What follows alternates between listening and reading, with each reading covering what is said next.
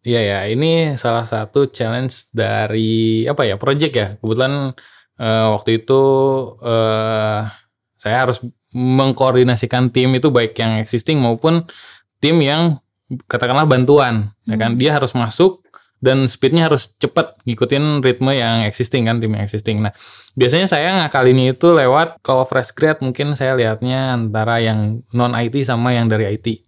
Kalau yang dari IT mungkin mereka udah tahu basicnya IT seperti apa, ngoding tuh kayak gimana. Yang perlu mereka tingkatin itu lebih ke logics, nalar sama ya sense-nya dia gitu kan terhadap sebuah requirement. Tapi kalau untuk orang-orang yang background-nya kebetulan di luar IT, beberapa kali sih saya diajak buat interview orang sama Ko Martin. Dan dari situ saya juga bisa merefleksikan sebenarnya kita butuh apa, terus orang yang kita interview itu kemampuannya seperti apa. Nah, ada juga kadang-kadang orang itu match sama kebutuhannya. Misalkan kita waktu itu pernah tuh nyari .NET developer. Ternyata orang ini bisanya itu PHP gitu kan. Bukan berarti dia nggak cocok sama yang, bukan berarti dia nggak bisa, cuman kebutuhannya nggak ketemu, nggak sinkron gitu kan. Kalaupun dia pernah pegang project .NET, tapi project .NET-nya itu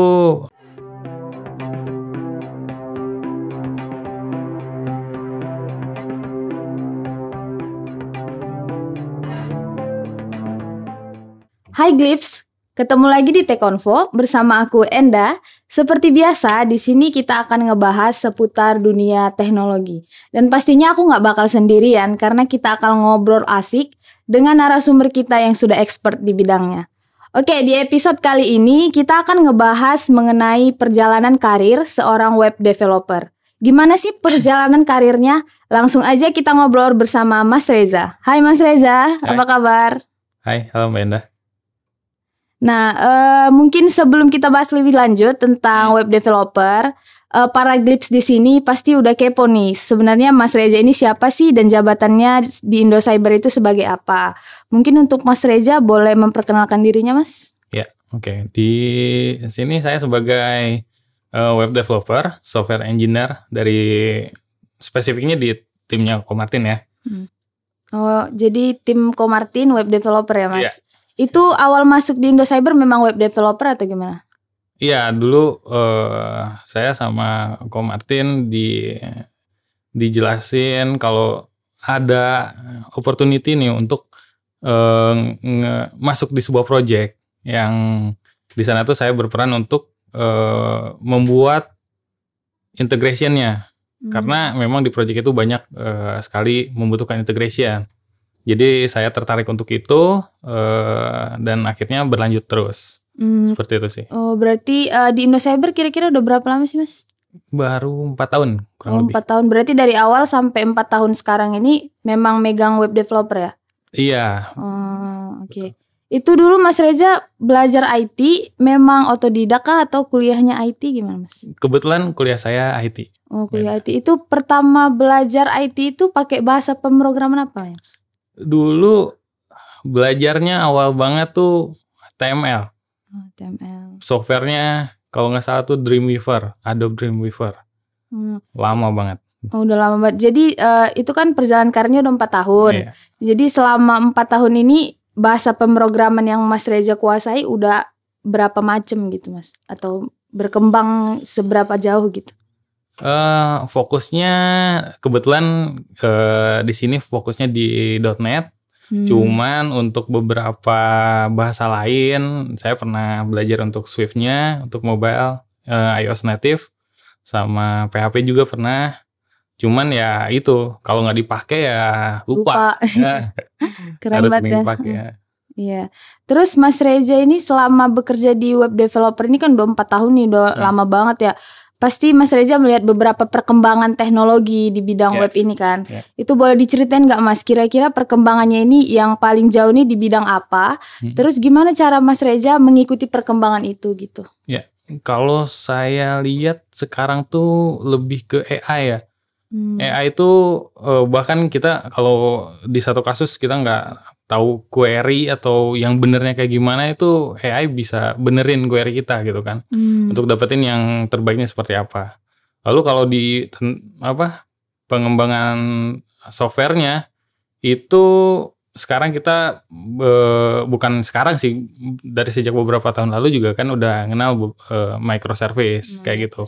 Kebetulan minggu lalu ada teman kita yang ada penempatan di salah satu klien yang menerapin microservice, dan itu keren sih menurut saya. Cuman memang secara cost infrastrukturnya kelihatannya itu tinggi gitu. Jadi harus siap antara implementasi sama yang lainnya. Tapi berguna untuk berbagai jenis pekerjaan juga kan Mas, AI ini kayak pendidikan juga. Oh iya, kalau AI ini saya ngelihatnya ini selain ya teknologi bisa dilihat dari dua sisi ya. Sisi positifnya itu membantu, tapi di sisi negatifnya pasti ada hal lain yang bakal tereliminasi dari hadirnya si AI ini gitu kan. Bahkan software developer pun mungkin yang basic-basic aja itu bisa terasingkan di suatu saat nanti, entah kapan gitu kan, sama si AI ini. Berarti gitu. Kita sebagai developer harus mengikuti perkembangan AI ini ya Mas? Iya, kita juga sedikitnya terancam juga sama AI gitu. Gitu sih. Ya, selama 4 tahun kerja di Iglo Mas, itu kalau boleh tahu udah megang berapa project kira-kira Mas totalnya? Project mungkin saya nggak banyak project, tapi secara durasinya agak panjang. Yang paling berkesan itu ada salah project kita bikin LOS untuk salah satu perusahaan pembiayaan. Itu kurang lebih 3 tahun. Mungkin kita sebelumnya pernah kolaborasi ya kan. Nah seperti itu, dan itu benar-benar hectic banget. Kita mulai dari sebelum pandemi sampai masuk pandemi, sampai ngerubah cara kerja yang biasanya tatap muka, ketemu tiap hari, meeting, semua berhenti ketika ada pandemi. Itu ekstrim sih. Di samping karena kerjanya sama habitnya berubah. Jadi itu tantangan terbesarnya dari situ apa Mas? Timnya kah atau kliennya kah atau gimana nih? Itu cukup kompleks lah. Jadi antara teknologi, klien, kebutuhan itu memang ada limitasi sama ada keterbatasan satu sama lain. Cuman ya itu kita selalu mencari jalan keluarnya. Kalaupun memang kebetulan waktu itu kita menggunakan produk. Produk itu memang bisa membuat suatu pengembangan bisa lebih cepat. Cuman kita harus tahu juga si produk ini punya kapasitasnya. Dan kalau kita force lebih dari itu, dia belum sanggup untuk itu. Makanya di situ kita butuh suatu yang di custom. Nah di custom ini pun kita belum tahu nih reliable untuk jangka panjang, untuk hit yang besar, lot yang banyak itu belum tahu pada saat itu. Ya lama kelamaan seiringnya dipakai, jadi kita banyaklah celah-celahnya yang harus kita fix dan lain-lain kayak gitu sih. Itu kalau project gitu biasanya memang selama itu kah atau selama Mas Reza ikut project ada yang maksudnya kayak berapa lama durasi setiap project gitu? Oh ya, kalau durasi project itu tergantung ya. Kita mulai dari mungkin ikut proposalnya atau seperti apa timeline di awal. Ada juga kemarin di salah satu bank di Indonesia project itu nggak lama sih, cuma 3-4 bulan kayak gitu. Tapi ada yang sampai 3 tahun tergantung challenge-nya ya. Ya tergantung challenge-nya. Ternyata nggak mudah ya Mas jadi developer. Wah, itu. Susah.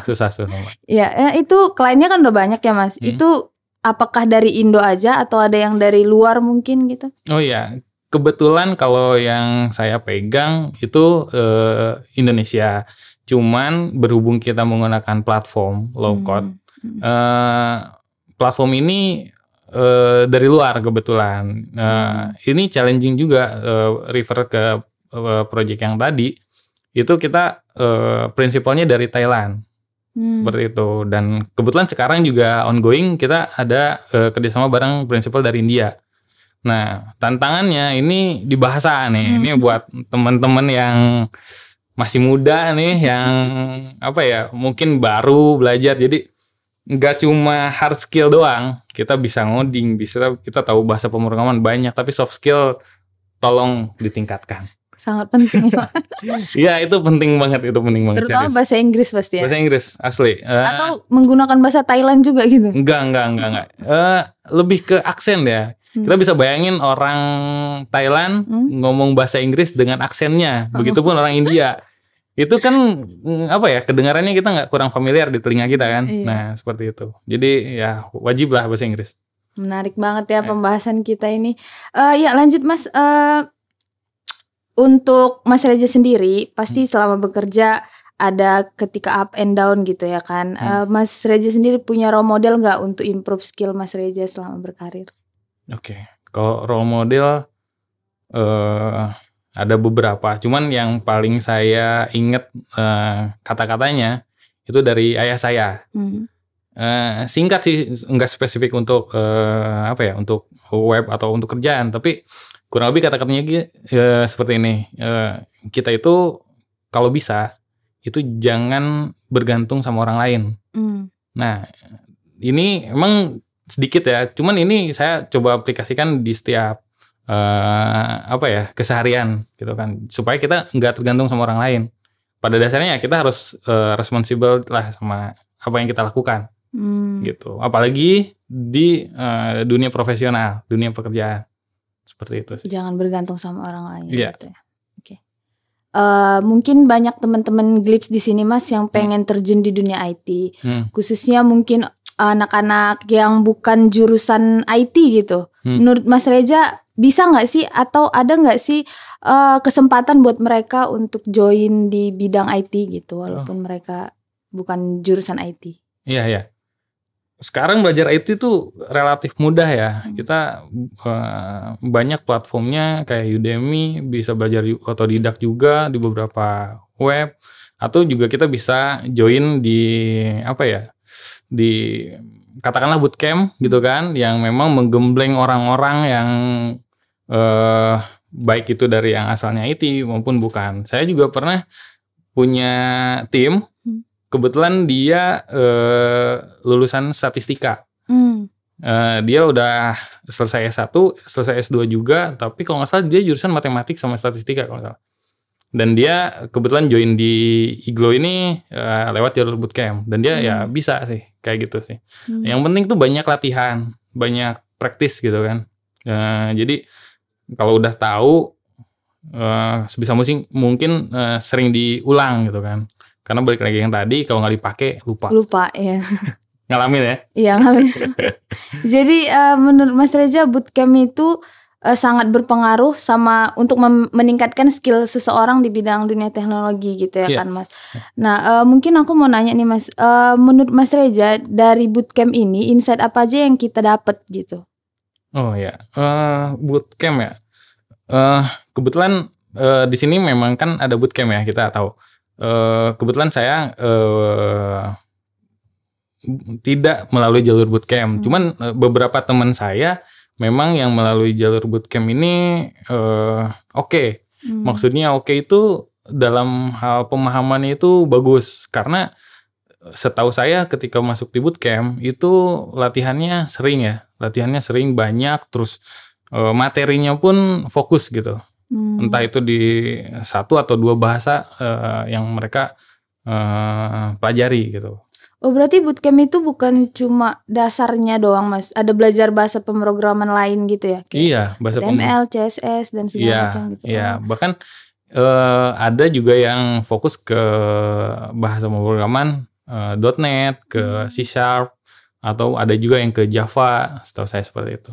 Itu menurut Mas Reza selama belajar bahasa pemrograman itu yang paling penting itu bahasa pemrograman apa Mas? Yang banyak lagi dipakai gitu, selalu dipakai gitu. Penting, menarik nih. Penting itu tergantung tempat, kebutuhan sama purpose-nya kita mau kemana.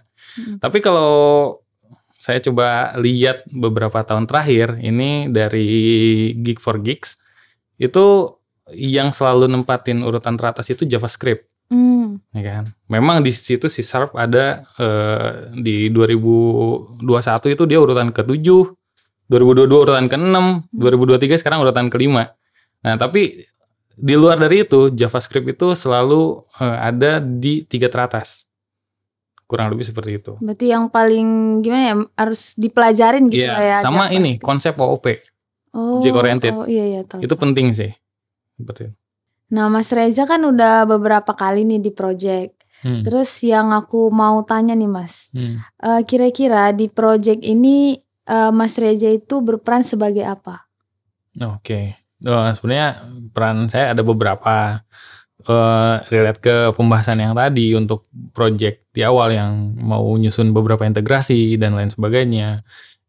Kalau istilahnya Komar itu menjahit sistem supaya bisa interaksi satu sama lain. Di awal memang saya diperankan untuk megang seperti itu, tapi seiring jalannya waktu itu kebetulan tim leadnya itu di request lah, seperti simpelnya tuh di request sama si klien ini, dan akhirnya posisi itu kosong dan saya diminta untuk menggantikannya. Nah di situ sebenarnya saya di awal nggak nerima lah, Pak, kalau bisa jangan saya gitu kan, karena saya merasa belum bisa untuk seperti itu. Cuman ya again saya diyakinkan untuk seperti itu, dan ya udah akhirnya tim leadnya saya yang pegang. Nah di situ saya coba mengenal beberapa karakter. Waktu itu termasuk saya tuh ada ber-9 orang. Ada ber-9 orang, dan di sana itu karakter orang banyak. Satu sama lain gimana caranya saya harus mengkombinasikan tim ini supaya timeline bisa achieve. Supaya kita bisa saling ngebantu satu sama lain.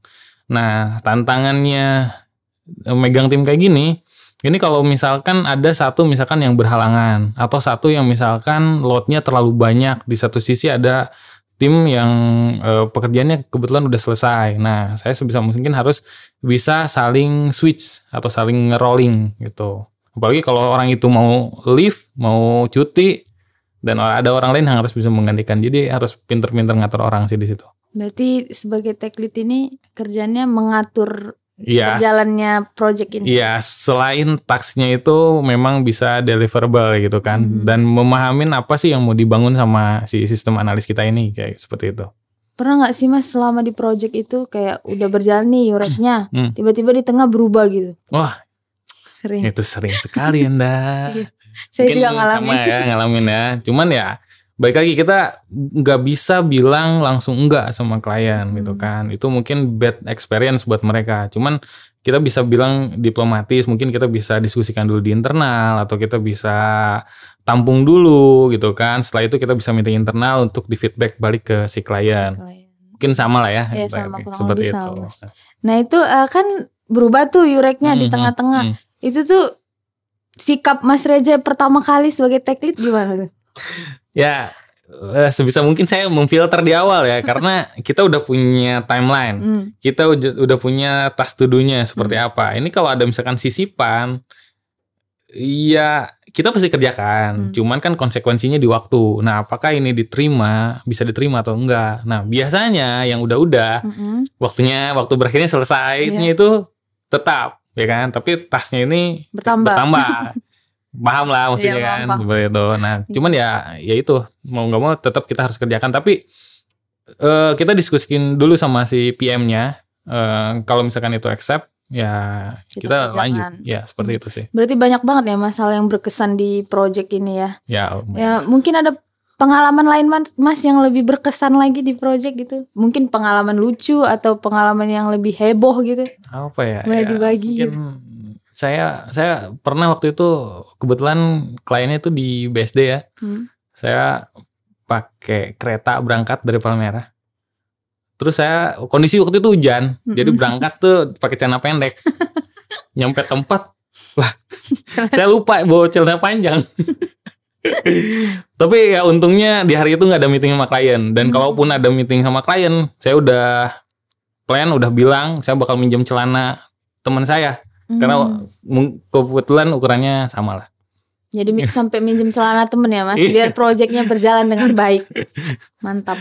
Terus ini Mas mau nanya, kan selama di project ini pasti timnya berbeda-beda ya, orangnya di switch gitu. Itu cara Mas Reza untuk beradaptasi dengan timnya itu gimana? Karena kan kayak yang dibilang-bilang gitu, bahwasanya seorang programmer itu orangnya introvert, tidak bisa bergaul dengan yang lain. Gimana pendapat Mas Reza? Iya ya, ini salah satu challenge dari project ya. Kebetulan waktu itu saya harus mengkoordinasikan tim itu baik yang existing maupun tim yang katakanlah bantuan, ya kan. Dia harus masuk dan speednya harus cepat ngikutin ritme yang existing kan, tim yang existing. Nah, biasanya saya ngakalinnya itu lewat dokumentasi. Jadi tiap tim itu harus ada dokumentasinya. Supaya apa? Supaya setiap orang tuh bisa saling menggantikan dan refernya itu jelas kemana dokumennya.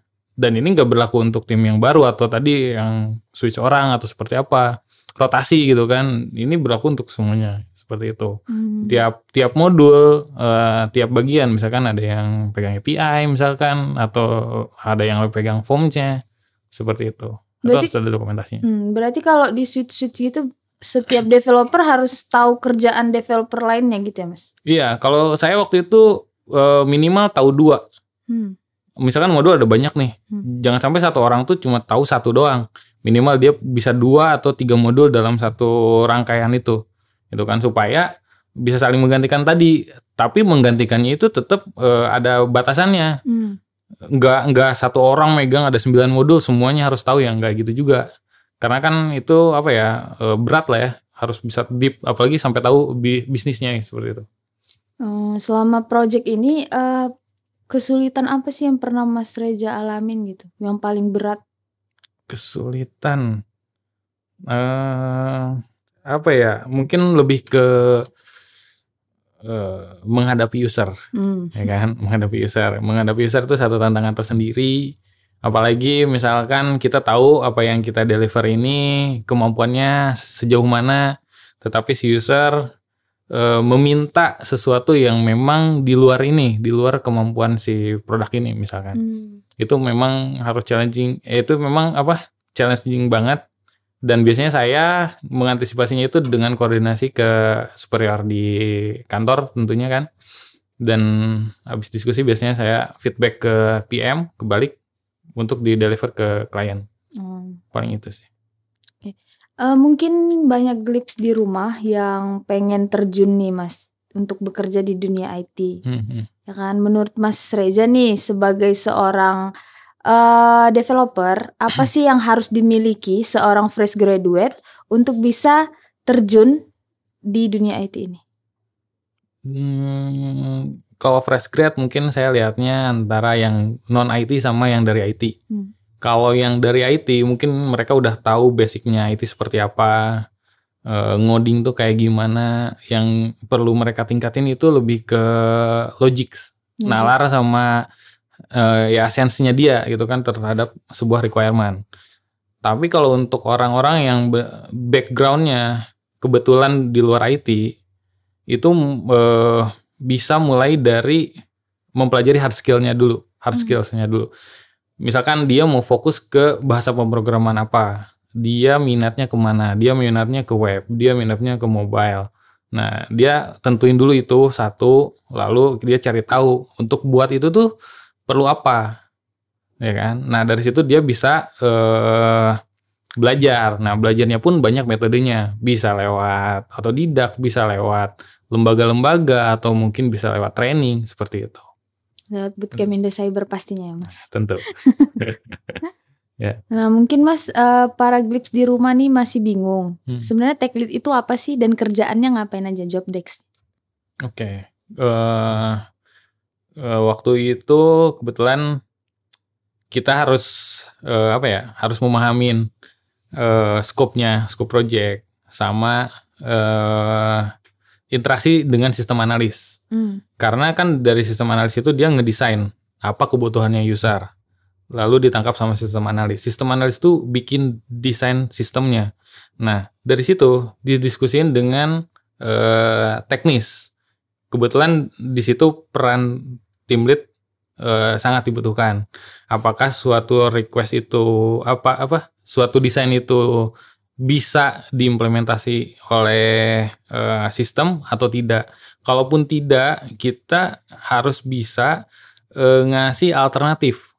Solusinya seperti apa? Poinnya adalah apa yang inginkan sama si klien itu bisa kita provide seperti itu dengan desain yang kita sesuaikan dengan platform yang kita gunakan kayak gitu sih. Berarti maksudnya sebuah desain yang udah didesain sama sistem analis itu belum tentu bisa dikerjakan secara teknis. Iya. Seringnya seperti itu.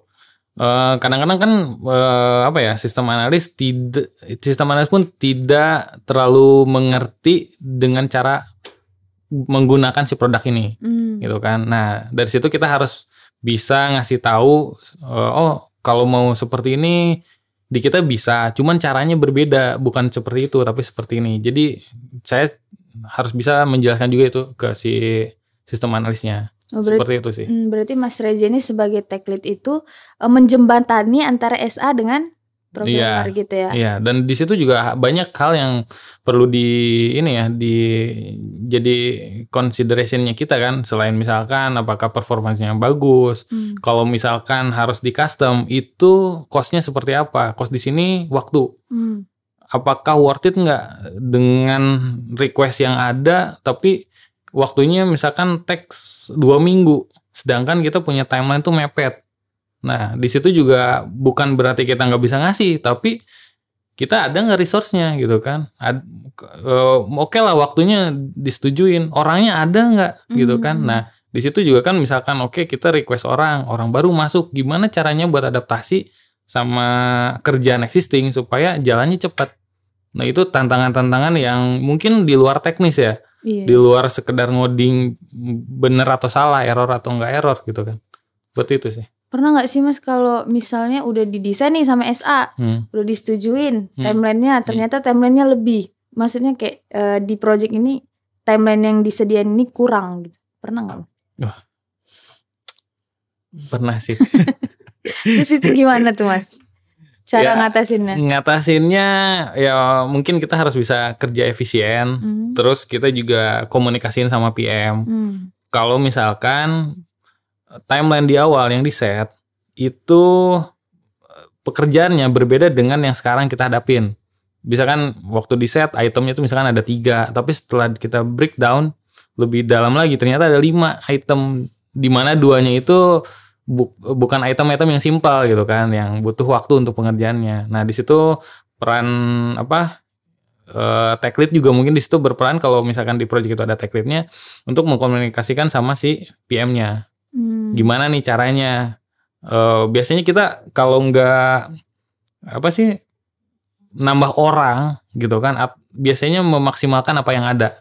Atau modul lain yang misalkan delivernya masih lama, kita orangnya ambil dulu buat bantuin yang si modul ini nih, yang lagi urgent. Biasanya sih kayak gitu. Diselipin ya. Diselipin dulu. Kerjaan dia dikasih lagi ya, gitu. Ditambahin. Gitu. Oke. Selain jadi tech lead di project, mungkin Mas Reza punya job desk lain yang pernah dipegang gitu? Apa ya? Mungkin beberapa kali sih saya diajak buat interview orang sama Ko Martin. Dan dari situ saya juga bisa merefleksikan sebenarnya kita butuh apa, terus orang yang kita interview itu kemampuannya seperti apa. Nah, ada juga kadang-kadang orangnya itu match sama kebutuhannya. Misalkan kita waktu itu pernah tuh nyari .NET developer.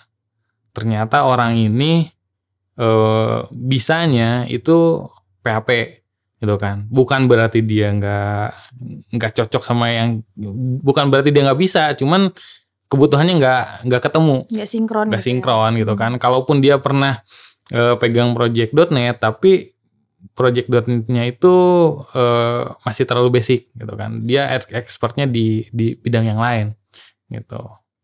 Paling gitu sih.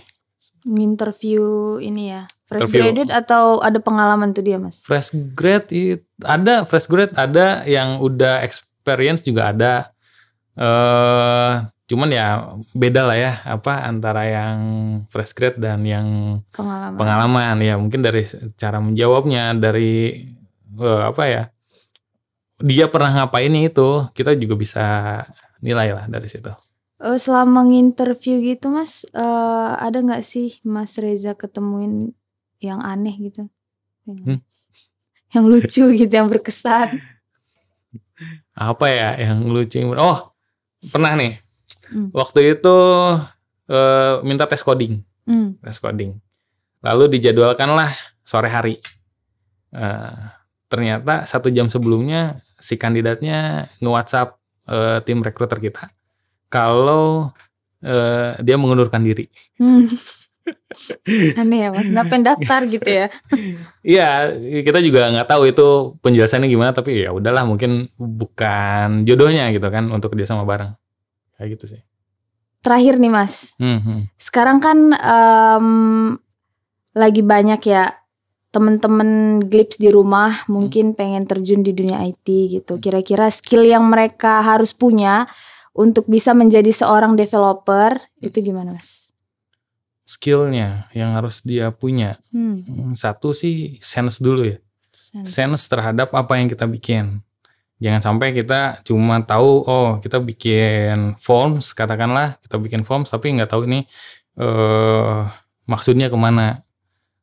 Terus biar lebih hectic lagi gitu, maksudnya biar lebih menjiwai gitu kan.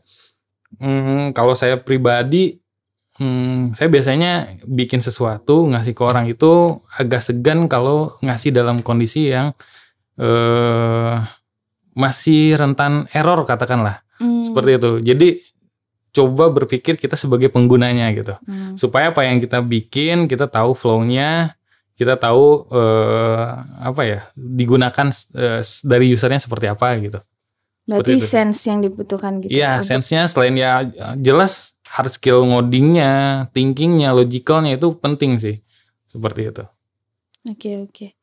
Berarti dari kesimpulan dari podcast ini, hal yang paling penting untuk dimiliki seorang developer yang pertama sense-nya, yang kedua kalau perlu belajar bahasa. Iya kan, soft skill supaya untuk mendukung kita dalam berkarir. Betul. Nah, untuk teman-teman Glips yang pengen gabung nih di Bootcamp Indo Cyber, kalian bisa kunjungi website kami di bawah ini dan daftarkan diri Anda.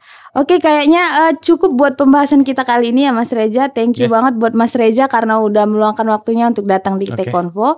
Mungkin kita bisa ngobrol lain waktu. Makasih ya Mas. Thank you. Okay. Thank you. Wow, menarik sekali ya pembahasan kita kali ini. Semoga pembahasan kita ini bisa menambah pengetahuan buat para Glips yang menonton.